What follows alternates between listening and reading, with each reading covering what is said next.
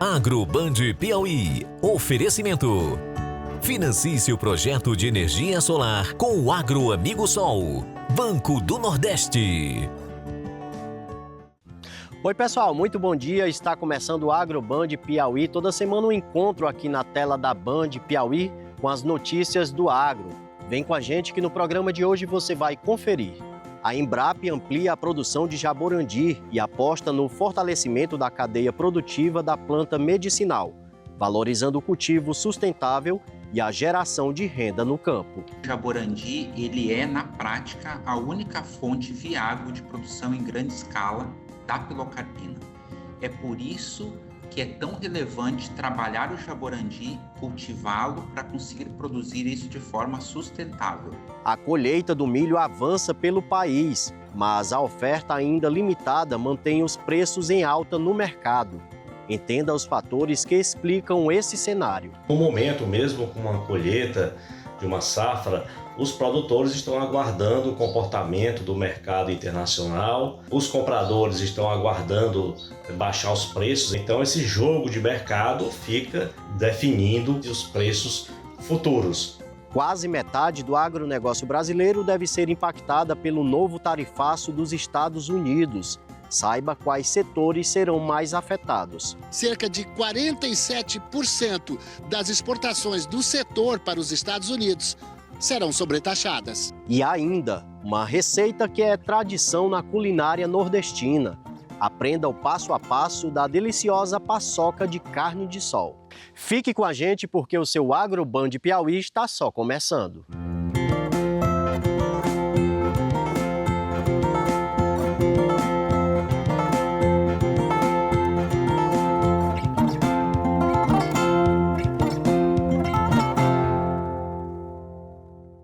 Olha só, pessoal, o jaborandi, planta nativa da Amazônia e matéria-prima utilizada pela indústria farmacêutica, ganha um novo incentivo para a produção.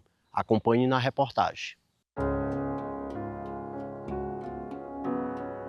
A biodiversidade brasileira continua revelando riquezas que vão muito além da preservação ambiental. No litoral do Piauí, uma planta nativa da Amazônia está ajudando a fortalecer uma cadeia produtiva que abastece a indústria farmacêutica em diversos países. O jaborandi, conhecido por ser a principal fonte de pilocarpina, passa por um processo de cultivo controlado que une tecnologia, pesquisa e inovação. Na verdade, essa atividade iniciou lá na década de 70, com a empresa Merck, do extrativismo. E no extrativismo, a gente sabe que não existe nenhum controle, nenhum manejo em campo, Então, muitas das vezes, a droga vegetal, no caso a planta, chega para nós com alguma inconsistência, fora das especificações pré-estabelecidas. E aí, nesse sentido, é importante a gente promover essa domesticação para que a gente tenha maior controle sobre isso e todas as colheitas, todos os lotes tenham todas as especificações atendidas e a gente consiga processar essas folhas para a extração da pilocarpina. O objetivo é aumentar a produtividade da planta e garantir a maior concentração da substância, utilizada principalmente na fabricação de colírios para o tratamento do glaucoma, além de outros medicamentos. O projeto mostra como ciência e setor produtivo podem caminhar juntos para transformar conhecimento em desenvolvimento econômico. O primeiro desafio está no campo. Embora seja uma espécie típica de áreas úmidas da Amazônia, o jaborandi precisou ser adaptado às condições do semiárido piauiense. Então, o desafio é produzir o jaborandi para a extração da pilocarpina em manejos sustentáveis ou mesmo a partir da extração florestal. Por quê? Porque assim a gente pode preservar essa importante espécie, não gerar dano ambiental e produzir esse importante ativo. Para que isso aconteça, nós temos que produzir a mesma coisa que nós conseguimos produzir de pilocarpina do que é produzido na extração dos espécimes que estão em meio à floresta. E para isso é necessário entender como fazer. Não é tão simples, porque não é apenas a prática agronômica, não é apenas a forma de colher, não é apenas a forma de extrair. é o conjunto de boas práticas que vai fazer com que a gente possa produzir de forma sustentável. E esse projeto ele se debruçou sobre isso, como nós podemos evoluir quimicamente, biologicamente e agronomicamente. O diferencial é juntar um monte de profissionais de diferentes áreas com esse fim de trazer sustentabilidade para essa produção. E nós descobrimos que a microbiota do jaborandi, quando ele está em meio à floresta, ela é mais diversa do que a microbiota quando nós estamos numa fazenda de produção.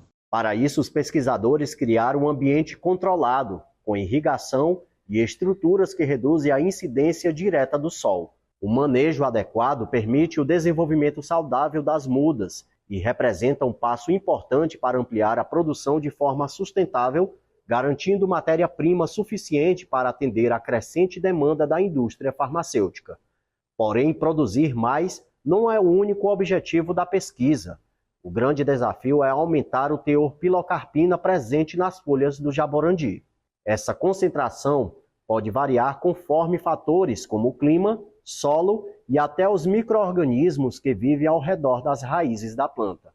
Para que uma pesquisa aplicada como essa, ela realmente renda frutos, é necessário somar profissionais que tenham capacidade para isso. Então, nós temos uma série de mestres e doutores que cuidaram desde etapas de como processar esse material, como analisar isso do ponto de vista do estado da arte, ou seja, nós usamos as tecnologias e os instrumentos mais avançados que há hoje no mundo para fazer toda essa otimização. Nós trabalhamos muito em conjunto com os agrônomos e os profissionais das empresas que produzem efetivamente para ter esse intercâmbio de informação. E o grande diferencial é que um instituto de química de pesquisa, ele pode trazer o melhor que há dentro do conhecimento de trabalhar com extratos para que a indústria colha esse fruto na forma de como executar da melhor forma. E a química verde, ela é sobre gastar menos energia, usar menos reagente, gerar menos resíduo, gerando a mesma coisa do que os métodos convencionais ou muitas vezes até mais. É o que a gente diz de produzir mais com menos. Além das áreas cultivadas, a cadeia produtiva também envolve comunidades extrativistas da região norte do país. A coleta das folhas segue critérios rigorosos de manejo sustentável para preservar a planta e permitir que ela continue produzindo ao longo dos anos. Pequenos agricultores familiares poderiam receber essas plantas que a gente já fez a seleção, plantar nas áreas deles sob uma orientação de manejo, e isso se tornaria uma fonte de renda interessante, né, para esses pequenos produtores que a gente eventualmente possa acessar. E aí, com essa colheita das folhas, eles recebem essa remuneração. A Centroflora, de certa forma, tem uma garantia de fornecimento de matéria-prima e o mercado ficaria satisfeito, né? Porque isso vira algum medicamento para a população não só brasileira, mas mundial também. Então, é uma cadeia de ganha-ganha realmente para todo mundo. O projeto demonstra como a pesquisa aplicada agrega valor à biodiversidade brasileira, fortalece a indústria nacional e amplia a presença do país no mercado internacional de insumos farmacêuticos. Muitas vezes nós temos a impressão de que quando nós estamos fazendo uso da biodiversidade brasileira, nós estamos necessariamente deteriorando ou prejudicando o nosso meio ambiente. E não é o caso. É possível fazer uso da biodiversidade a partir de boas práticas. Então, é um excelente caso de projeto em que nós demonstramos que é possível chegar num extrato comercialmente valioso sem gerar dano algum para o meio ambiente. Pelo contrário, nós estamos reconhecendo que a biodiversidade brasileira ela é muito valiosa, nós estamos fazendo uso de uma matéria-prima que vem a partir dos nossos recursos naturais, sem gerar nenhum tipo de efeito negativo, pelo contrário, gerando inclusive um ganho de interações, ecossistemas e serviços ecossistêmicos na periferia dessas áreas de manejo florestal sustentável. A segunda safra do milho segue avançando em diversas regiões do país. Mesmo com o aumento da produção, a oferta continua baixa. Entenda na reportagem. O milho é um dos grãos mais importantes da agricultura brasileira e está presente em diferentes setores da economia.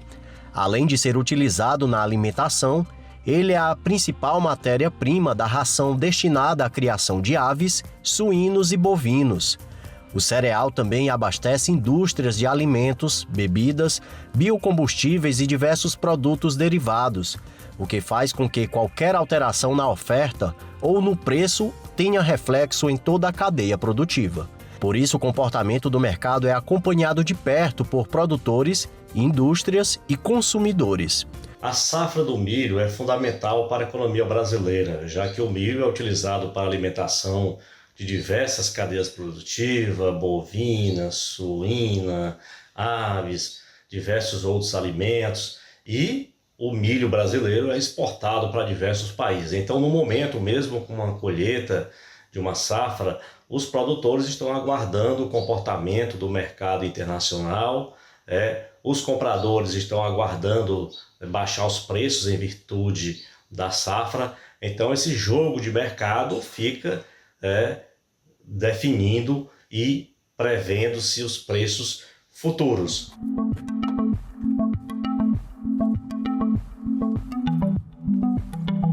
Mesmo com o avanço da colheita da segunda safra em todas as regiões produtoras do país, a oferta de milho disponível para comercialização ainda é considerada limitada.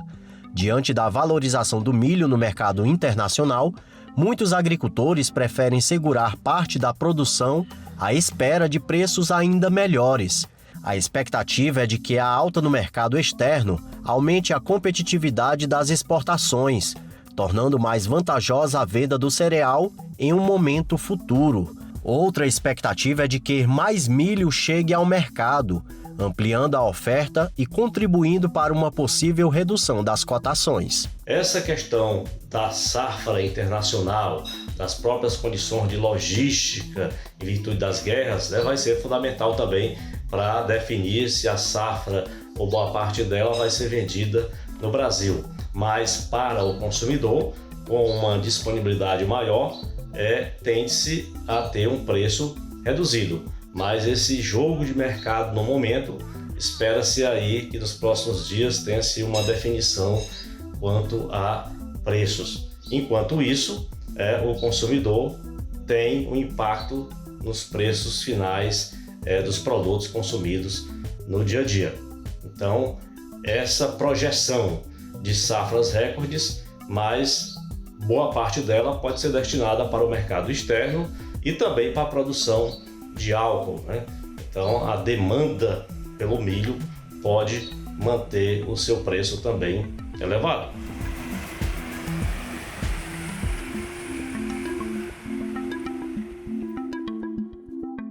E no próximo bloco, os impactos do novo tarifaço dos Estados Unidos sobre o agronegócio brasileiro. Não sai daí que a gente volta daqui a pouco.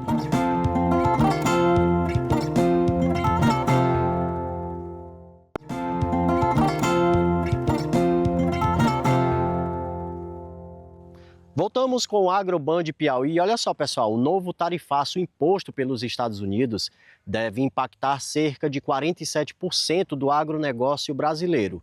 A medida já vem preocupando exportadores e produtores. O agro brasileiro foi alvo das duas taxações americanas que entraram em vigor esta semana. A mais recente, de 12,5%, a outra, de 25%, diz respeito a práticas comerciais consideradas injustas pelo governo americano. Etanol, madeira, arroz, tabaco, mel, celulose e pescados são os produtos mais afetados pela tarifa adicional. Vão pagar 37,5%. Já frutas tropicais como abacate, açaí, banana e mamão, além de insumos para fertilizantes, couros e peles, madeira e produtos florestais, açúcar e produtos para alimentação animal ficaram isentos da tarifa adicional de 12,5%. A investigação considerou insuficientes as políticas adotadas pelo Brasil e mais de 60 países para proibir a importação de bens produzidos com o trabalho forçado, o que o governo brasileiro contesta. No caso do agro, cerca de 47% das exportações do setor para os Estados Unidos serão sobretaxadas. Para a Confederação da Agricultura e Pecuária, o Brasil tem demonstrado compromisso institucional com o combate ao trabalho forçado e o setor agropecuário é um dos mais rigorosos, contribuindo para a aplicação da lei. A CNA defende o diálogo para a melhoria das relações comerciais com os Estados Unidos, terceiro maior destino das nossas exportações do agro brasileiro.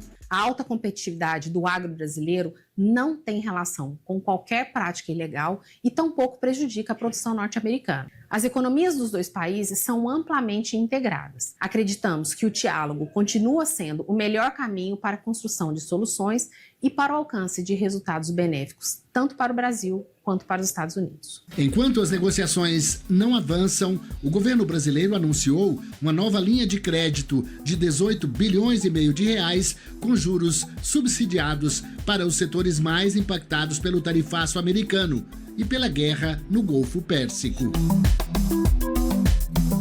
E agora uma receita cheia de sabor e tradição. É a famosa paçoca de carne de sol feita no pilão. Acompanhe o passo a passo dessa receita deliciosa. Muito antes dos equipamentos modernos ocuparem espaço nas cozinhas, era com força, paciência e técnica que surgia um dos pratos mais tradicionais da culinária nordestina: a paçoca de carne de sol. A história da paçoca, ela começa em um período muito antes da chegada dos portugueses ao Brasil, né? Então, a essas terras, né, que hoje chamamos de Brasil. Então, nesse momento em que os indígenas viviam aqui, no Brasil, eles faziam o uso tradicional, né, o cultivo tradicional da mandioca. E esse cultivo tradicional, a partir da mandioca, que é chamada pelo Câmara Cascudo, né, um historiador brasileiro muito conhecido, né, que fala sobre a história da alimentação, ele nos diz que a mandioca é a rainha das raízes, né, a rainha do Brasil, porque a partir da mandioca eles faziam outros alimentos, outros produtos. Com a chegada dos portugueses até o Brasil, os indígenas, né, ensinaram o cultivo da mandioca. Isso proporcionou a sobrevivência nessas novas terras, né, que eles chegaram malnutridos, enfim. E aí, com o período, né, o pilão ele tem uma origem desde os primórdios da humanidade.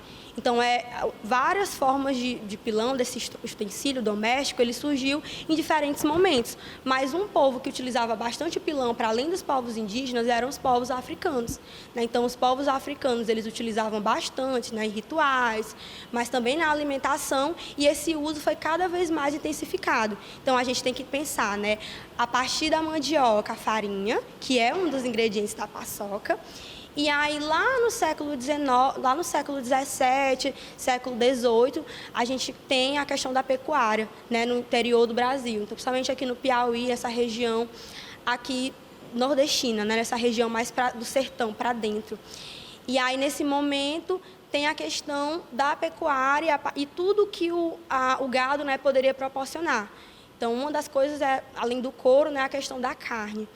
E aí a gente precisa pensar que esse gado, ele era criado no Piauí de forma extensiva, né? Então, esse gado era criado solto no Piauí e os vaqueiros, né, que essa figura que fazia a lida com o gado, ele acabava percorrendo grandes extensões para poder transportar esse gado, certo? Então, nessa lida, nesse trabalho que era bem distante, que precisava correr longas extensões, né, um período muito grande, precisou ser criativo, né? Os seres humanos, eles têm essa capacidade da inventividade, da criatividade. Então, é nesse momento em que eles começam a pensar em formas de como levar, de como transportar essa comida, né? Então, eles começam desidratando a carne, né, fazendo o processo de salgar a carne, aí nasce a carne de sol. E, a partir disso, né, eles tiveram a ideia de pegar a farinha e, a partir ali fazendo, né, o trabalho porque a própria palavra paçoca vem de esmigalhar, de socar, né, ali no pilão, no caso a mandioca, né, para criar a farinha. E aí, a partir disso, eles misturaram, né, a farinha, né, com a carne de sol e criaram esse prato típico, certo? Piauiense, né, esse prato que não é só piauiense, mas também é um prato regional é um prato tradicional de outras regiões do Brasil, principalmente do Nordeste. Como destaca Ellen, Ao longo dos anos, a receita recebeu influências de diferentes culturas. Incorporou a carne de sol e passou a representar um dos maiores símbolos da gastronomia nordestina, especialmente no Piauí. Aos poucos, ao longo dos processos históricos, esse prato foi chegando aqui na região urbana, né? Mais ou menos ali no século XX, a população brasileira muda, né? Ela deixa de ser predominantemente rural e passa a ser também urbana. Então, a gente sabe que as migrações, elas proporcionam essas trocas culturais, esse intercâmbio de ideias. Então, eles começam a trazer essas ideias para a parte rural, né? Para a parte rural do município, e isso em outros lugares também, não só no Piauí.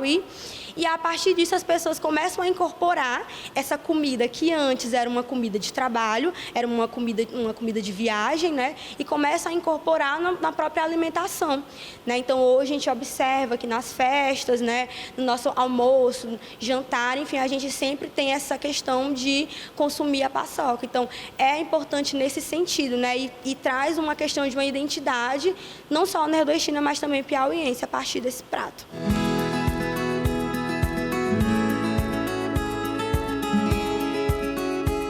João, que preserva esse modo de preparo, mostra que cada etapa da receita carrega muito mais do que só sabor. Um trabalho artesanal que atravessa gerações e mantém viva uma tradição passada de família para família. Aqui nós temos a carne de sol já preparada, entendeu? Que a gente abre nosso colchão mole, aqui a gente abre, faz a carne de sol, aqui já está ela pronta aqui. Dessa carne de sol aqui a gente corta ela, que ela fica nesses cubos. E daqui a gente já leva direto para a panela para fazer o processo já de assação dela, que ela vai ficar assada. E em seguida a gente faz o processo de finalização, que é pisar ela no pilão. O primeiro processo aqui é o processo de selar a carne. Sim. A gente sela ela, deixa ela selada. Aí daqui a pouco a gente começa a fazer um complemento mais com água e um pouco de gordura, entendeu?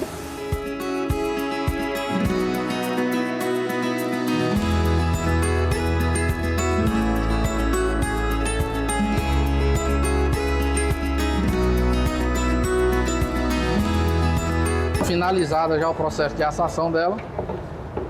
E daqui a gente vai agora levar ela lá para o pilão, entendeu? Fazer o processo de pisar ela.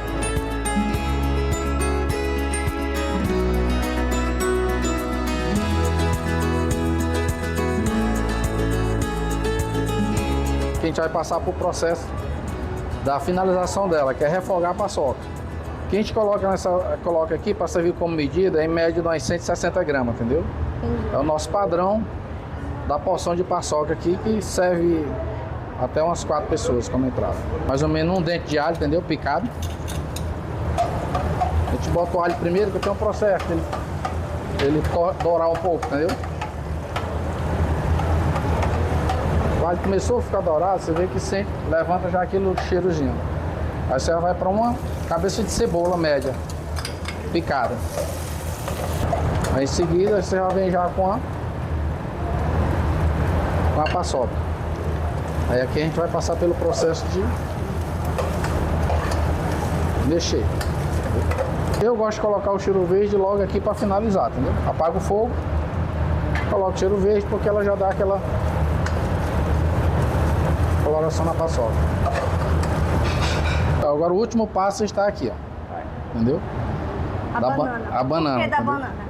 É porque ela dá aquela composição do sal com doce, entendeu? Digamos, o sabor. Já é uma tradicional já. Nossa paçoca concluída com sucesso. Quais são as suas últimas palavras? Pois é, depois de todo o processo, chegou a hora da gente degustar, né? Todo o processo que você falou, digamos, não é tão simples, mas realmente o prazer da gente degustar vale a pena. Todo o trabalho, todo o processo. Lembrando que a gente faz esse processo já, digamos, programado, que ele vai durar uma semana, a gente fica trabalhando com essa paçoca pronta. E a gente botou a paçoca nossa acompanhando aqui com o nosso exclusivo telha típica, a brasileira, entendeu? Uma criação autoral nossa aqui, é um prato completo, até mesmo finalizando com a sobremesa.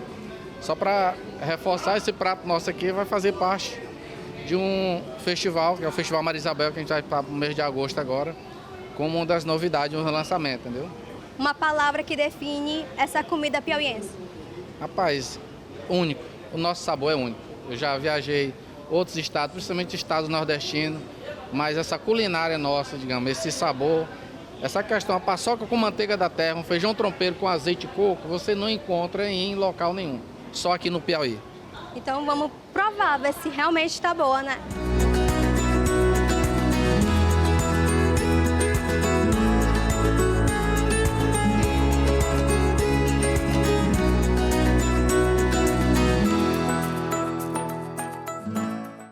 Agora é a hora do Giro do Agro. A gente reúne os principais destaques. A Companhia Nacional de Abastecimento vai contratar o transporte de 16 mil toneladas de milho para reforçar o abastecimento em 8 estados brasileiros. A medida busca garantir o atendimento de pequenos criadores e minimizar os impactos da alta nos preços do grão. A produção de soja no Brasil segue em ritmo de crescimento e deve atingir um novo recorde na safra 2025-2026. O bom desempenho das lavouras reforça a liderança do país no mercado internacional e fortalece as exportações do agronegócio.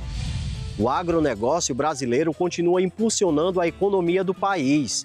As exportações do setor seguem em alta, com a soja, as carnes e o café, entre outros principais produtos embarcados para o mercado internacional. As condições climáticas seguem no radar dos produtores rurais. A influência do El Niño mantém a previsão de eventos extremos em diferentes regiões do país, exigindo a atenção do planejamento da próxima safra. Tecnologia no campo, o uso de drones, inteligência artificial e a agricultura de precisão continua ganhando espaço nas propriedades rurais.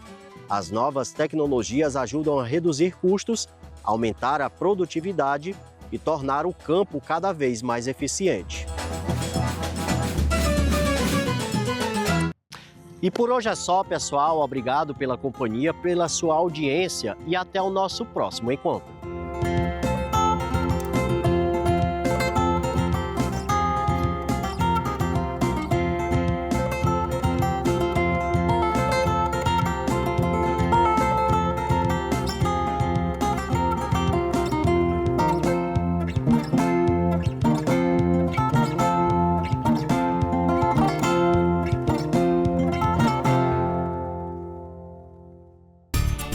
Band Piauí. Oferecimento. Financie seu projeto de energia solar com o Agro Amigo Sol.